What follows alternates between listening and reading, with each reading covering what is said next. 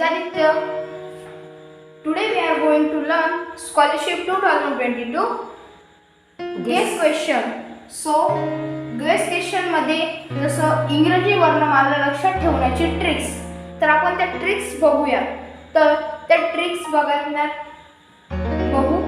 तर A1, B2, तर C3, D4 आणि E5.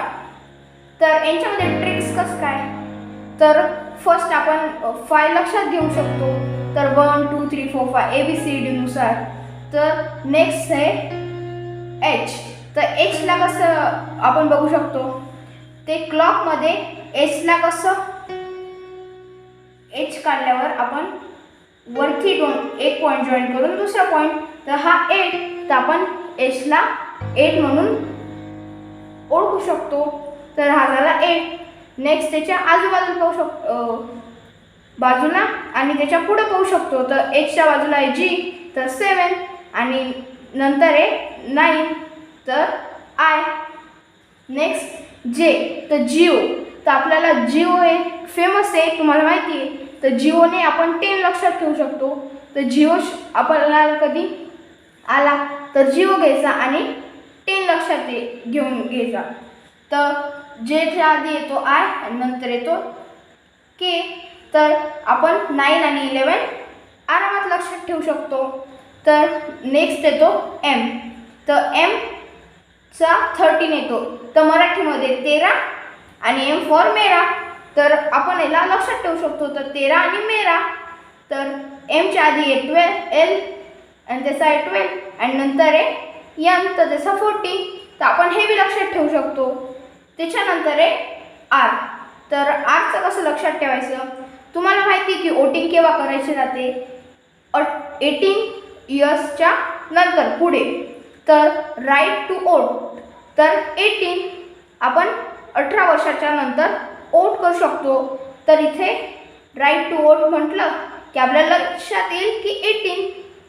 तर नेक्स्ट तुम्हाला माहिती आहे की Uचं 21, Vचं 22, Wचं 23, X 24, Y 25, Z 26. तर हे बॅकवर्ड काउंटिंग घ्यायचं. आपल्याला माहिती आहे की 1 to 26 ही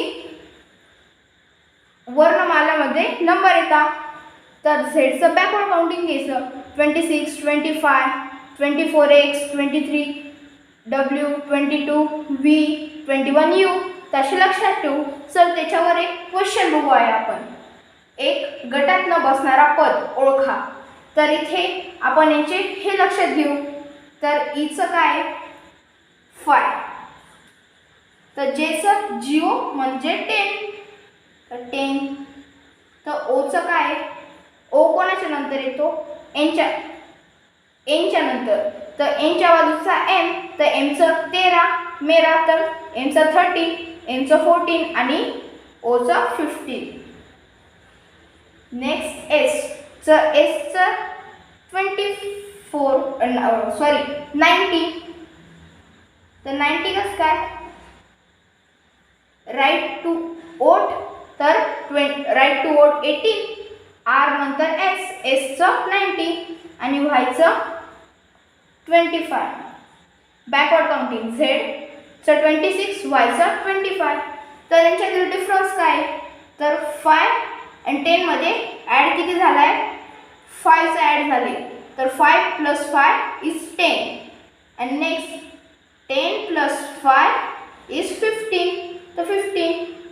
आणि इथे 10 + 5 20 होता, तर इथं 20 नाही. तर हा आपला गटात न बसणारा पद आहे.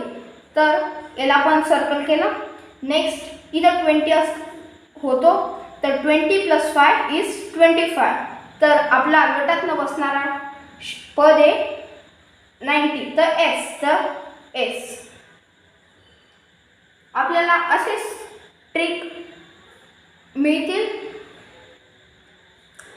तर आमच्यासोबत असाच अभ्यास करत राहा. मीही अभ्यास करतो, तुम्हीही करा. Thank you. Stay study with me. Bye bye. Think and learn.